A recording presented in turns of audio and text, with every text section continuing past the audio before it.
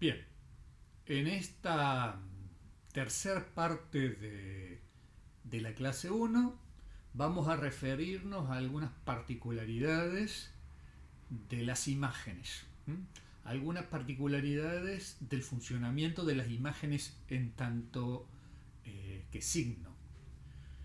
Antes que nada, tenemos que recordar algo que no lo hemos dicho porque es prácticamente un saber popular: la tradicional clasificación en distintos tipos de signo realizada por Peirce a finales del siglo XIX, que es una clasificación que hoy está en alguna medida, si no criticada, al menos discutida. Es bastante útil como para hacernos una primera idea de qué grandes tipologías de signos existen, y sobre todo teniendo en cuenta lo que habíamos dicho de que los signos son eh, relaciones, qué tipos de relaciones o qué tres tipos de relaciones principales entre una cosa y otra se dan en el campo de los signos. ¿Qué tipo de relaciones entre significante y significado, entre expresión y contenido, o bien entre representamen y lo que podríamos llamar su interpretante o eventualmente el objeto que representan, para el caso de las imágenes? Bueno, las relaciones entre estas dos cosas que forman el signo pueden ser, por un lado, nítidamente de convencionalidad. O sea, hay ciertos signos, no todos, aunque la creencia popular es que esto sucede en todos. Hay ciertos signos donde la relación entre significante y significado, o entre expresión y contenido, o entre el representamen y sus interpretantes, son del orden de la convencionalidad. Cuando nosotros pensamos en las palabras que tienen una relación, como decía Saussure, arbitraria entre significante y significado, serían un caso ejemplar de este tipo de signo, en el cual, como decía Peirce, la relación entre el representamen y su interpretante es en virtud de una ley, entiéndase, convencional. ¿Cómo se llaman este tipo de signos? Símbolos. Entonces, en ese sentido, por ejemplo, los signos de la escritura, donde determinados caracteres gráficos, las letras escritas, se relacionan con un sonido o una manera de proferir el sonido arbitrariamente. O sea, el grafo ni se parece al sonido, ni está de alguna manera causado, como suele decirse en semiótica, motivado por el sonido. Este primer tipo de signo, que encajaría perfectamente en lo que popularmente se cree que es el signo, una relación convencional, se llama símbolo. Los símbolos son aquellos signos cuya conexión entre un término y otro, entre un funtivo y otro, es del orden de la convención. Hay otro tipo de signo donde esa conexión entre el signo, no sé si ya tanto el contenido o el significado, al menos entre el signo y el objeto que representan, es del orden de la causalidad física. Es decir, el emergente, el significante, la expresión, es causado por una conexión física directa con un causante al cual lo representa. O cuando habíamos hablado del papel o la solución tornasol, la presencia de álcalis o la presencia de ácido hace que el papel o el líquido adquiera determinado color. Hay una causación física. Este tipo de signos, cuyas superficies significantes son causadas en una conexión física directa con un significado o un contenido o un objeto causante, se llaman índices o indicios. Y finalmente hay un tipo de signo, un tercer tipo de signo, que es el que nos interesa ahora, porque las imágenes más o menos se han venido considerando bajo esta característica, el tercer tipo de signo es el icono. En este caso, en el icono, la relación entre ambos términos, entre ambos funtivos, es del orden de la semejanza, entiéndase del parecido perceptivo. Del parecido perceptivo. La relación entre un círculo y una pelota, como un círculo puede ser el dibujo que representa una pelota, es del orden de la semejanza perceptiva.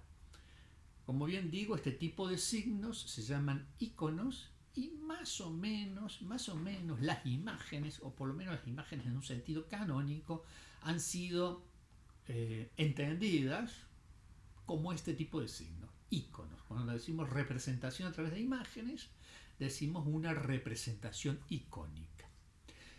Por supuesto, digamos dos cosas. Primero, que normalmente estas tres propiedades de los signos, relacionarse los funtivos en virtud de una ley, relacionarse los funtivos en virtud de una conexión física causal y relacionarse los funtivos por parecido, estas propiedades no siempre, o diríamos casi nunca, se dan en puridad. Entonces, por ejemplo, la fotografía de nuestro DNI, en principio uno diría es un icono, porque el que tiene que utilizar este DNI para pagarnos un cheque o para hacer algún tipo de diligencia, compara, en función de la semejanza perceptiva, el sujeto que le entrega el DNI con la fotografía que allí aparece. O sea, nuestra pequeña foto del DNI es parecida a cierta percepción monocular de nuestro rostro, por un lado. Por otro lado, es una foto. Tuvimos que estar allí en la oficina donde expiden el DNI para que la cámara de su sistema pudiera tomar nuestro rostro. O sea, nuestro rostro iluminado remitió ondas de luz que entraron refractándose en la lente de la cámara y bueno, generaron un archivo, nuestra foto. Por lo tanto, también es un índice. Ahora, también sabemos de que las fotografías para determinados documentos están ordenadas de acuerdo a ciertas reglas. O sea, la fotografía de perfil no puede ser, la fotografía del DNI no puede ser de perfil. Uno no puede salir con gafas en la fotografía del DNI. Tiene que ser 3/4 perfil derecho. Y en los viejos DNI analógicos tenía que tener fondo celeste. Aquí en Argentina, mientras que en España la fotografía tenía que ser de frente y con fondo blanco. Entonces, ese pequeño signo que es la fotografía nuestra en el DNI, en realidad es un conjunto de estos tres tipos de signos. Bien,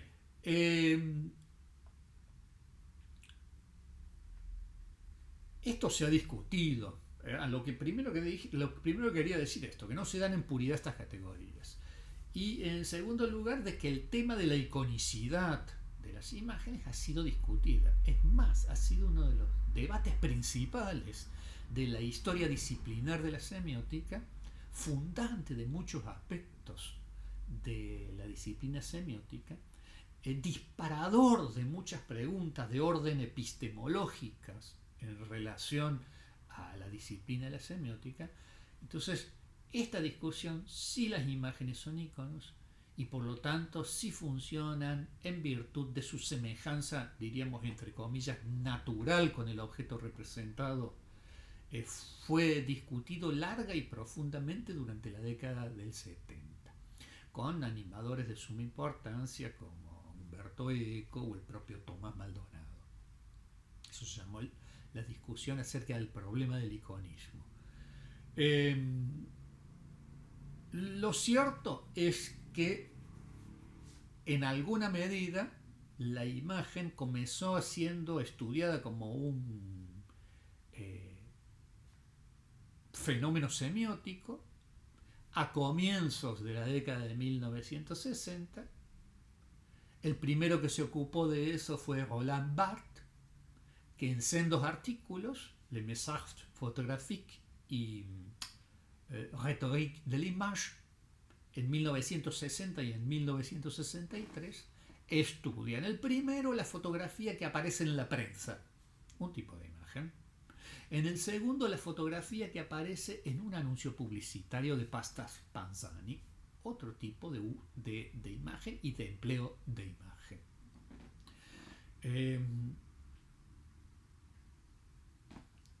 ¿Qué dijo Roland Barthes primariamente, preliminarmente, originalmente acerca del funcionamiento de las imágenes? Algo que lo dijo con todas las letras para la fotografía, había estudiado fotografía en ambos artículos, pero que sería en general aplicable a todas las imágenes. Lo que dijo es que las imágenes tienen un régimen característico por el cual el primer significado, el más básico de los significados, aquel del cual parten todos los demás, el cual es parasitado por todos los demás, el significado más básico de una imagen es icónico. La imagen en su significación más primaria es un icono. Cuando decíamos, por referir al término que habíamos utilizado en las partes anteriores de este encuentro, cuando hablamos de la denotación de las imágenes en la denotación se comportan como un icono, es decir, significan aquello a lo cual se parecen. Significa aquello a lo cual se parece. Por ejemplo, arriba de mi cabeza en este momento ustedes están viendo una mancha oval clara, de varios grises y blancos, pero clara en general. Esa mancha oval que ustedes ven significa un huevo, un volumen también oval, un huevo.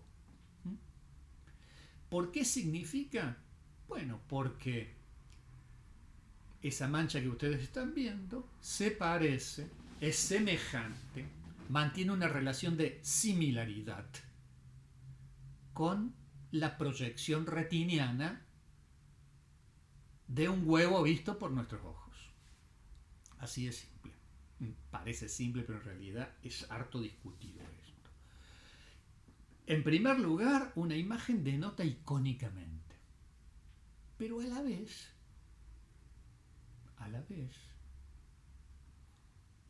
y posteriormente, y parasitando ese significado inicial, se añaden otros que son del orden de los hábitos culturales, que son del orden de los códigos convencionales, de las convenciones sociales, y por lo tanto son símbolos. Resumiendo, las imágenes denotan icónicamente y connotan simbólicamente. Por ejemplo, esa mancha oval que está sobre mi cabeza y que denotacionalmente podría significar huevo, un huevo grande, connota entre sus innumerables significados simbólicos la perfección de la naturaleza, el origen de la vida, las proteínas y la alimentación. Bien, veamos un caso, ¿no? Veamos la imagen, una de las primeras que estudió Roland Barthes, la imagen del cartel de pastas Panzani. Allí ustedes van a encontrar, en esta imagen que estamos viendo, un cartel publicitario. Si hacemos un análisis componencial básico, si tratamos de deslindar aquellos paquetes de signos que leemos cuando lo vemos, diríamos que básicamente podríamos dividirlo en dos. Allí tenemos una fotografía, que es una imagen, y tenemos un texto lingüístico calado en la fotografía allí abajo, que es lenguaje escrito representado en tipografía. Si la tipografía, esa letra calada en blanca, es el significante de un significado que es la escritura indoeuropea, y esa escritura indoeuropea es un significante del sonido del lenguaje, y el sonido del lenguaje significa, bueno, lo que dice allí en lengua natural francesa, pastas, salsa, parmesano o queso, a la italiana de lujo. Entonces, la tipografía representa la escritura representa el sonido representa ideas. Tres sistemas semióticos involucrados sucesivamente. Pero ese componente no nos interesa ahora, nos interesa el otro, la foto. ¿La foto es unitaria? No, también es como la tipografía, escritura, lenguaje, pensamiento. Es un racimo, un paquete, un conjunto de signos que básicamente se parten en dos. Hay un, dice Roland Barthes, por utilizar el término que se utilizaba en la década del 60 y que hoy está casi prohibido. Decía Roland Barthes, aquí hay un mensaje literal. ¿Qué es? Un texto icónico. Un primer significado que es a qué se parece este texto bidimensional cuya sintaxis es la distribución XY de distintas manchas de color. El mensaje literal, el texto icónico.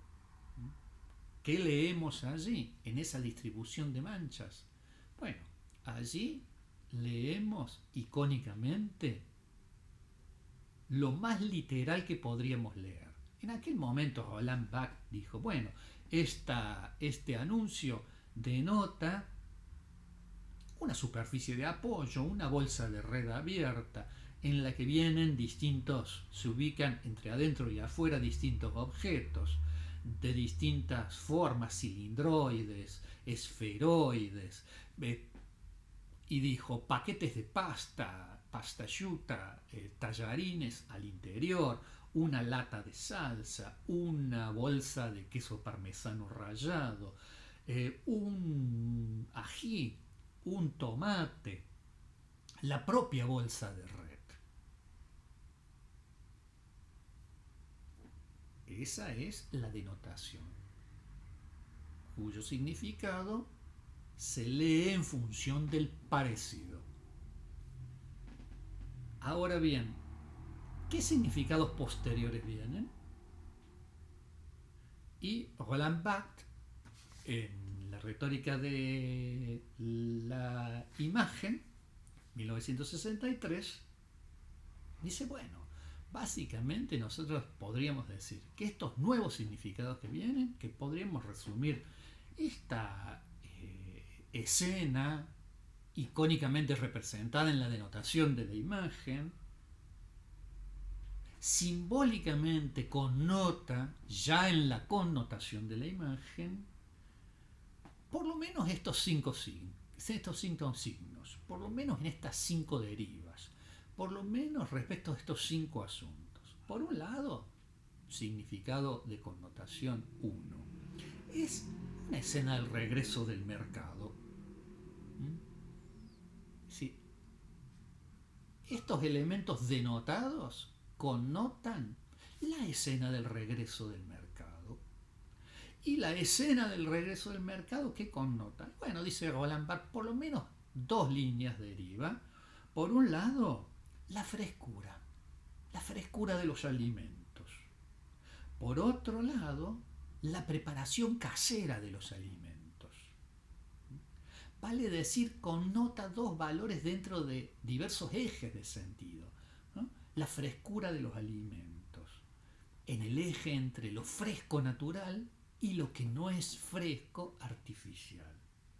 O por ejemplo, ¿no? La preparación casera de alimentación. También eso es en otro eje de valor. el valor que tiene, entre comillas, dice Roland Barthes, hacer uno mismo las compras. Y eso es situar la escena en el eje que va desde el consumo aceptable a los límites extremos del consumo. Eso sería una primer deriva de sentido de orden cultural, simbólico. Una segunda, evidentemente, tiene que ver con que esta escena, hecha en amarillos, en rojos, en blanco y en verde, y con rótulos en italiano, y mostrando pasta para la cultura francesa, simboliza italianidad, la identidad de Italia.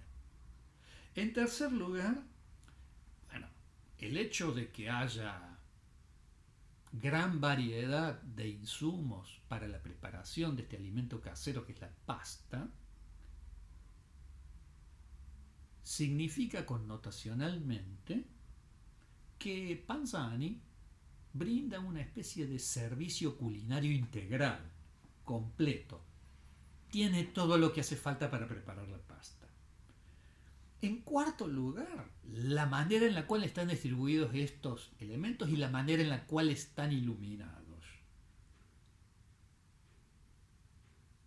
nos hace recordar, porque tenemos este hábito cultural, o en virtud de una cierta ley o hábito cultural, apunta a las naturalezas muertas de la pintura. Está iluminada como un bodegón. Y esto inaugura otra deriva de sentido, porque se trata de arte. Y si se trata de arte, se trata de jerarquía y maestría propiamente artístico, de la cual se investiría la marca y el producto.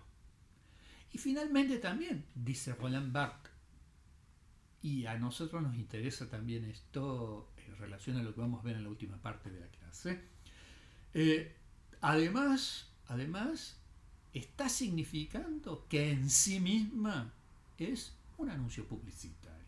Habla algo de sí, permite identificar e inscribir permite determinar o identificar el género e inscribir en él este texto particular.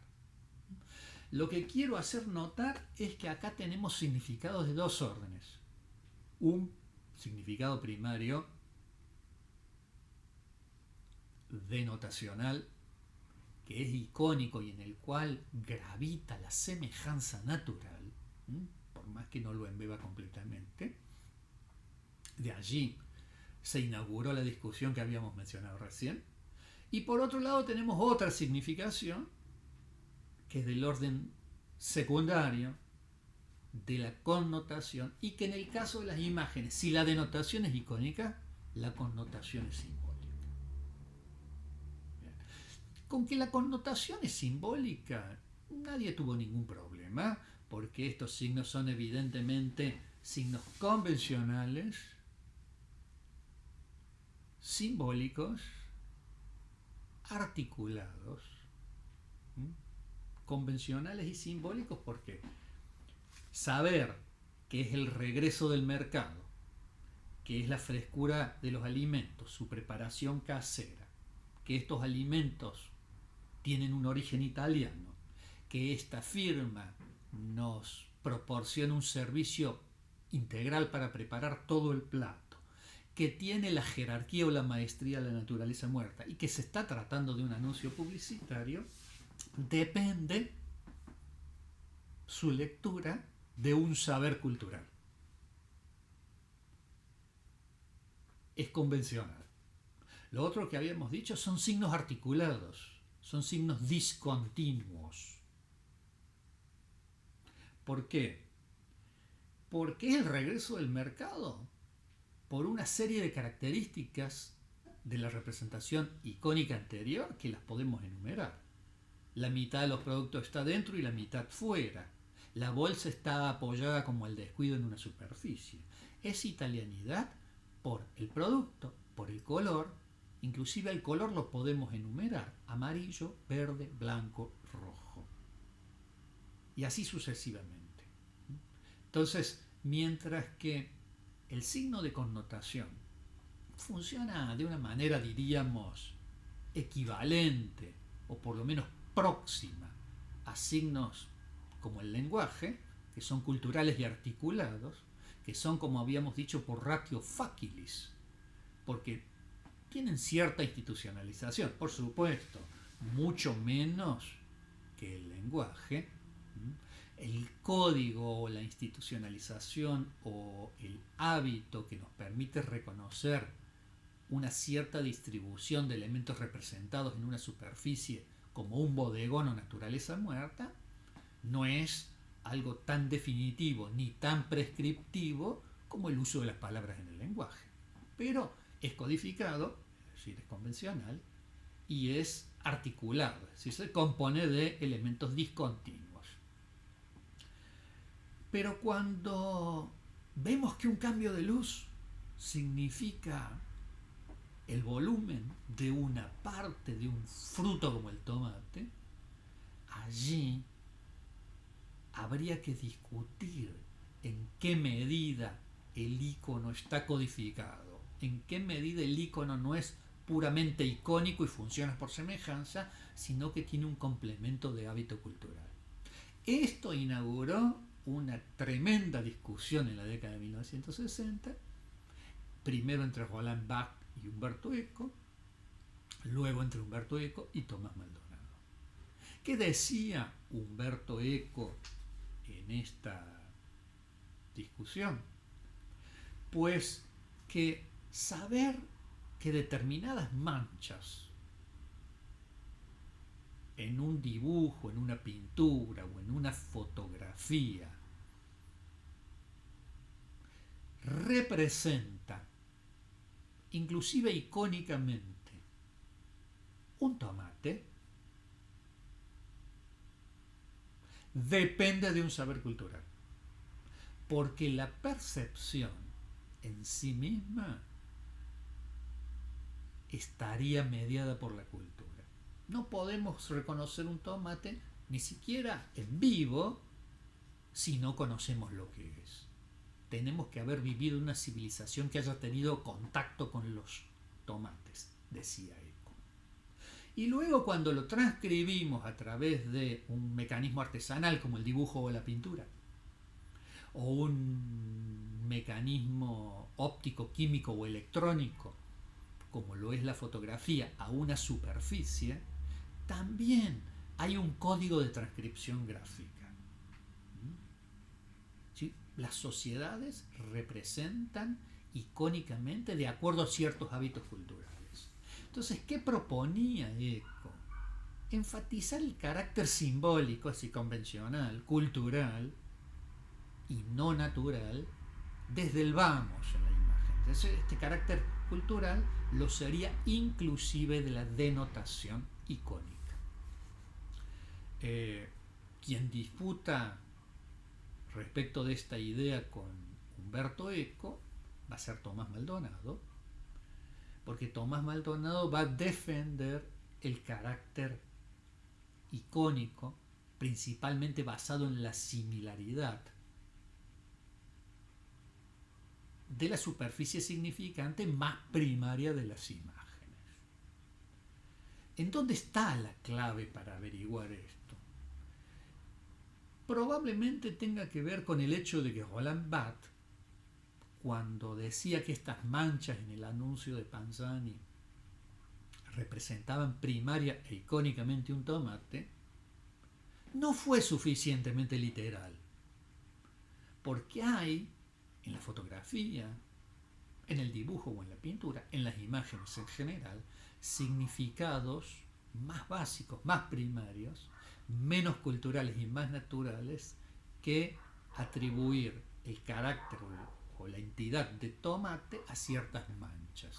Porque antes de saber qué es un tomate tenemos que saber, y acá hay un componente mucho más natural que cultural, mucho más perceptivo del orden de la herencia biológica de la percepción que de la cultura, de que por semejanza, literalmente, podemos leer antes que un tomate esfericidad, superficies cóncavas, superficies convexas, cambios de dirección en el espacio, algo que está delante, algo que está detrás, algo que ocluye, algo que es ocluido, lo que es horizontal, lo que es vertical, la profundidad en el espacio.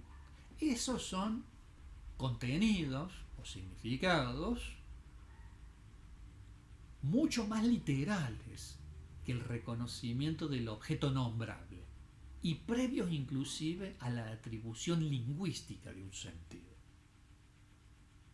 Bien, el problema del icono es un problema que todavía está en discusión, que no se ha resuelto completamente y al cual, como ustedes deben recordar, nosotros dedicamos buena parte de lo que es nuestro proyecto de investigación de la Cátedra de Visión 1.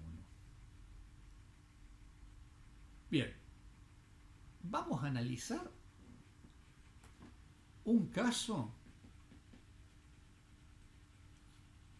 de imagen tomado sino al azar, al menos libremente, que proviene del campo del arte. Miremos, esto es una de las 3 o 4 anunciaciones pintadas por Frangelico. Esta creo que es la que está en el Museo de Cortona, en Italia, porque hay varias. Creo que la más conocida es la que está en el Prado, esta es la segunda más conocida, en el Museo de Cortona. Miren ustedes el conjunto, también podemos hacer un análisis componencial del conjunto, es decir, del retablo, porque si observan aquí el retablo tiene, por un lado, ciertos elementos icónicos, las imágenes, las hay en un número de una gran pintura y unas 5 o 6 pequeñas pinturas abajo. Podríamos leerlas por separado, es lo que vamos a hacer. Pero también aquí leemos todo un artefacto de madera que tiene que ver con las artes aplicadas, unas pilastras, una cornisa. Esas pilastras tienen basamento, desarrollo y coronamiento. Hay una suerte de basamento, inclusive abajo hay como 2 ménsulas que harían las veces de representar el sostén de este conjunto en la pared. Bueno, de todo esto nos vamos a quedar con una parte para leer, que es la imagen pintada más grande, propiamente la Anunciación.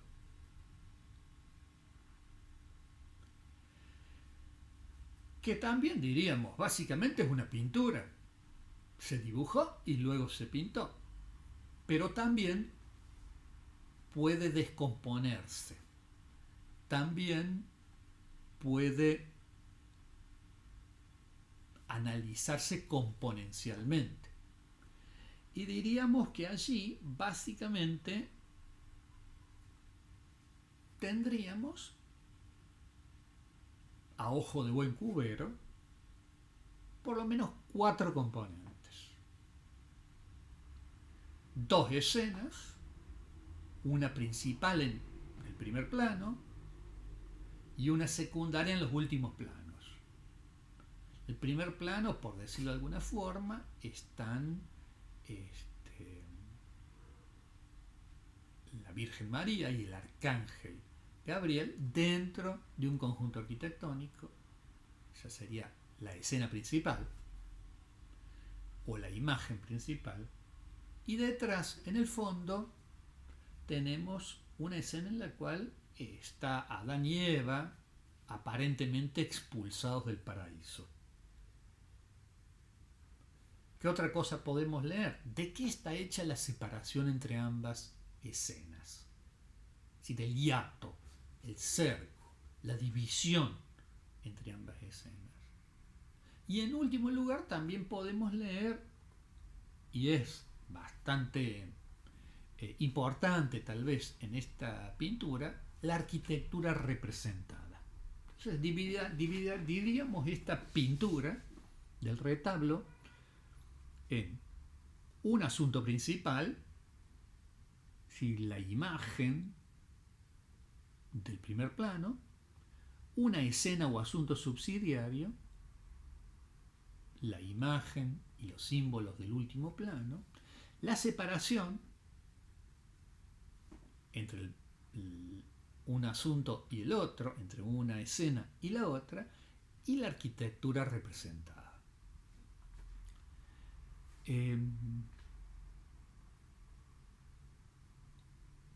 Vamos a leer algunas de estas partes, no todas. Empecemos tal vez por la escena o asunto principal, que es una imagen. Y que esa imagen representa determinados objetos que funcionan como símbolos. O sea, primero los reconocemos icónicamente, en una denotación basada principalmente en la semejanza, y luego cada uno de esos objetos ya reconocidos tiene dentro de la cultura occidental y cristiana un determinado significado simbólico. Y a su vez, entonces, en esta escena y asunto principal, podemos leer, por un lado, el sentido global de esta anunciación. Cómo hay una imagen, pero si se fijan bien, además de imagen, que representa distintos objetos, hay escritura, que estaría en otro orden de la significación. Por un lado decimos, entonces, el sentido global de la anunciación, pero también allí podríamos leer los personajes, cómo están representados y luego qué significan estos personajes, qué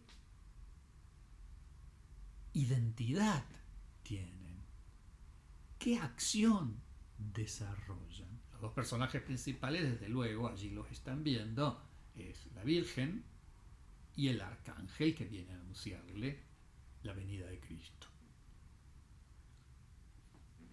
Pero también podríamos decir, por allí anda revoloteando, miren arriba, el Espíritu Santo. Y de estos personajes, ¿qué hay que leer? Los gestos. Pero también la vestimenta y los objetos próximos representados. Cómo es esa logia dentro de la cual están, el trono en el que está la Virgen, el suelo alfombrado. Y por si hubiera pocas cosas visibles en el mundo ordinario representadas, hay algunas que aparentemente en el mundo visible natural no estarían, que son las aureolas y los rayos de luz. Entonces, por un lado, la anunciación en su conjunto. Por otro lado, los personajes y cada uno de los personajes, sus gestos, los objetos que los rodean, etcétera, etcétera. Finalmente también tenemos esos textos escritos, porque esos textos escritos tienen, por un lado, un contenido lingüístico. Son textos escritos que representan sonidos, que representan dichos. Pero a la vez uno podría leer inclusive la posición. Porque miren las palabras que salen de la boca de la Virgen, están invertidas, van escritas con la parte de abajo arriba y de derecha a izquierda. Uno podría leer quién es el destinatario de ese texto. Bien, vamos a una partecita como ejemplo, simplemente.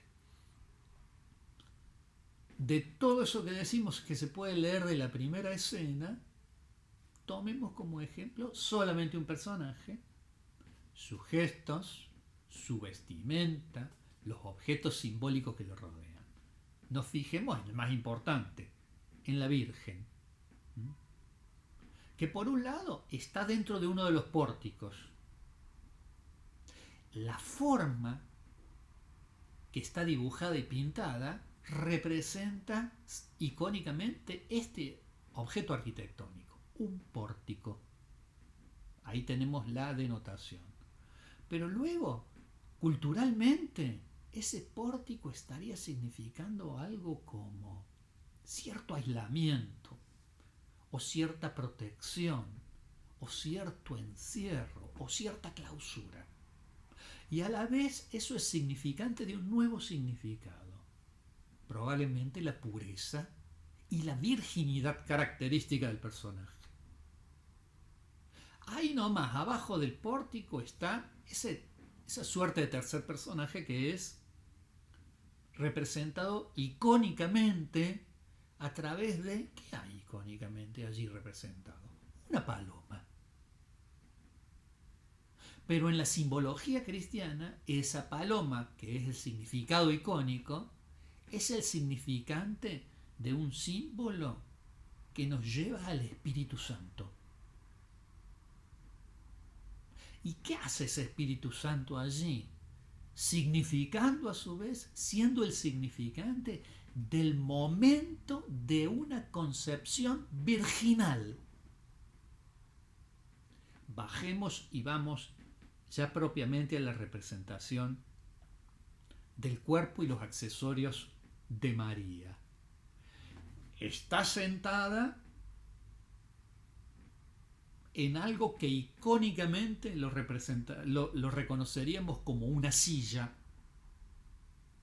una suerte de trono, si lo ven bien, cubierto de un tapiz gótico estrellado. Todo eso lo vemos por semejanza entre lo que sería si estuviera y las manchas de pintura. Entonces, ese trono cubierto de un tapiz estrellado, ¿qué puede significar desde el punto de vista simbólico? Esta es la reina del cielo.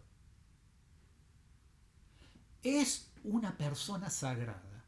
A su vez, veamos de que la aureola dorada estaría corroborando simbólicamente, no ya a través de una representación icónica, o sea, estaría en duda si esta aureola es algo que le da el carácter sagrado directamente en relación a una convención, o si es la representación de algo que podría haberse visto en esa escena si hubiera existido y si la hubiéramos visto. Vamos al rostro de María. Si ese rostro representa, o esas manchas de pintura representan un rostro con determinados gestos, un rostro con determinadas propiedades y con determinados gestos y no otros. Icónicamente, como lucía María, lo sabemos a través del significado icónico de estas manchas de pintura. Pero luego, ese rostro y esos gestos, simbólica y convencionalmente, ¿qué connotan? Probablemente cierta esbeltez, o cierta pureza, o cierto refinamiento, o mejor aún, se trata de la Virgen, modestia y humildad. Porque miren otro objeto representado, esa mancha que icónica y primariamente representa el velo que cubre la cabeza. Allí sí, ese velo se conecta simbólicamente con los valores de modestia y humildad. Porque a la vez, esa modestia y humildad está vinculada a la entrega y el sometimiento de María. Porque fíjense otro significante, las manchas de pintura que icónicamente se asemejan a un par de manos cruzadas en un pecho, simbólicamente corroboran esta entrega y este sometimiento.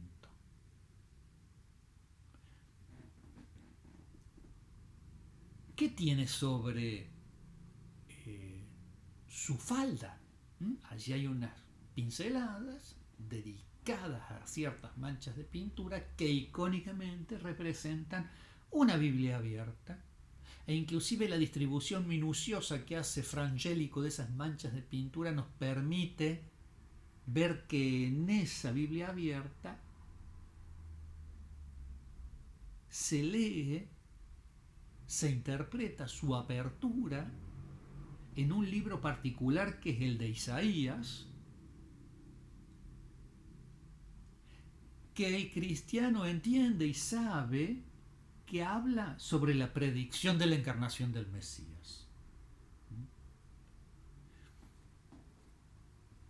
Una mancha azul representa el manto de la Virgen, lo representa icónicamente. Luego, simbólicamente, ese manto representa su carácter de reina del cielo. ese manto humilde representa su modestia.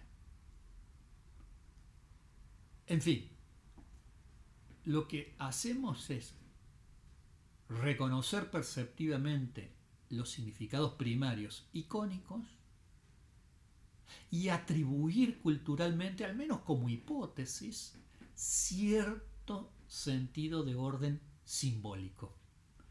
¿Qué otra, ya que estamos allí, qué otro texto podemos observar?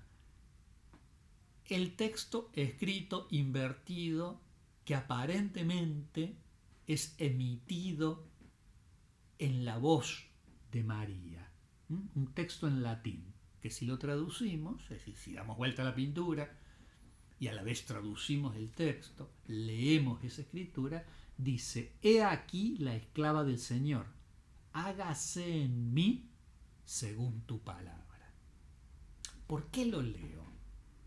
Porque yo dije que todos estos significados simbólicos son hipotéticos. ¿Son correctos? ¿Son incorrectos? ¿Dónde está la corrección de la atribución de sentido? Probablemente la atribución de sentido no es correcta, objetivamente hablando, porque lo objetivo no existe. No es correcta para mí o para ti, subjetivamente hablando, porque lo subjetivo no le interesa a nadie.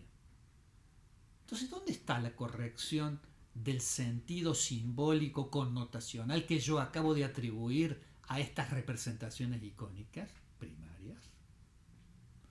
¿Dónde está esa corrección? Simplemente en que yo sea convincente y ustedes me crean. Vale decir, la corrección transitoria, provisional, inestable, está en el espacio de interacción entre sujetos. Está en el espacio intersubjetivo. Entonces, en cómo unos a otros los distintos signos son pruebas de su posible corrección. En este caso, lo que dice María, lo que le dice a Dios: María, he aquí la esclava del Señor, hágase en mí tu palabra, viene a corroborar, viene a alentarnos en la posible corrección, en la posible adecuación, en la posible utilidad de nuestra interpretación de estos íconos que representan la Virgen, los objetos que la rodean, sus gestos, su vestimenta, en interpretar estos signos icónicos como signos de, hemos dicho, aislamiento, pureza, virginidad, la concepción a través del Espíritu Santo, la modestia, la humildad y por ende el sometimiento a un plan divino que es la encarnación del Mesías. Saltemos a otra parte de la pintura. Insisto, no estamos haciendo una lectura exhaustiva, estamos leyendo algunos elementos que resultan ejemplares, por lo menos que a mí me parecen ejemplares.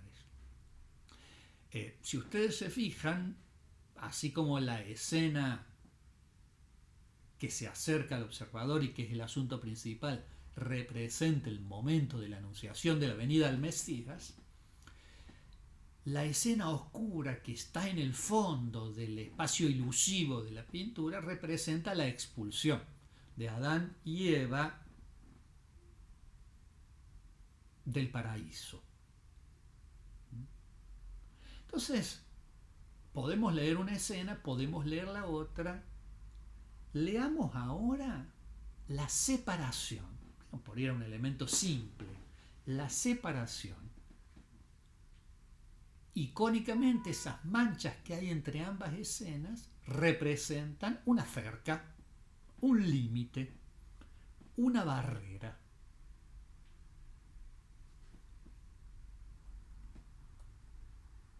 Observen que esa barrera separa lo que está más cerca nuestro, que es un jardín, de lo que está detrás de la cerca, que es donde están Adán y Eva, que es un páramo. Entonces, evidentemente, esa cerca, que a la vez está cubierta de flores, representa el límite y a la vez la fertilidad. Podríamos decir que a su vez esa fertilidad es signo, por supuesto, del nacimiento, de la esperanza y por lo tanto de la redención. Y por lo tanto del nacimiento de Jesucristo el Mesías.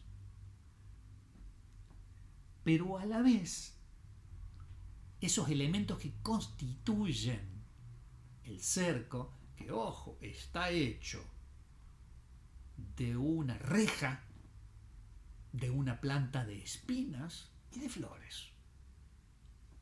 Entonces ese cerco, en cuya reja está atado un rosal, flores y espinas,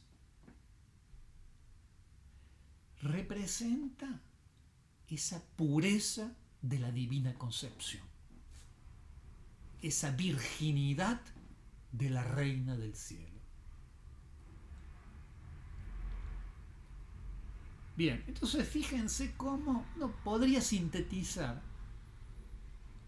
ese límite, esa cerca de reja y espinas, pero a la vez de flores, estaría, bueno, ese es el significado, diríamos, en términos brutos, un poco toscos, denotacional primario, ¿no?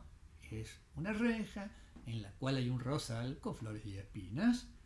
Eso connotaría a nivel simbólico del sistema de símbolos de la cristiandad esa separación y contraste entre el páramo y el jardín, el suelo yermo e infértil y la fertilidad, y por lo tanto entre el pecado y la sumisión y obediencia de la Virgen, el pecado de Eva, la sumisión y obediencia de la Virgen, la mancha de Eva y la pureza de la Virgen, y por lo tanto la caída del hombre allá en el fondo y la redención o el inicio de la redención del hombre aquí al comienzo. Bueno, simplemente esto. Quería resumir algunos elementos básicos para entender el tipo de funcionamiento particular que tiene una clase de signos, las imágenes, de la cual estuvo hecha la historia del arte, o por lo menos la historia del arte autónomo, casi en su totalidad, entre finales del siglo XV y comienzos del siglo XX.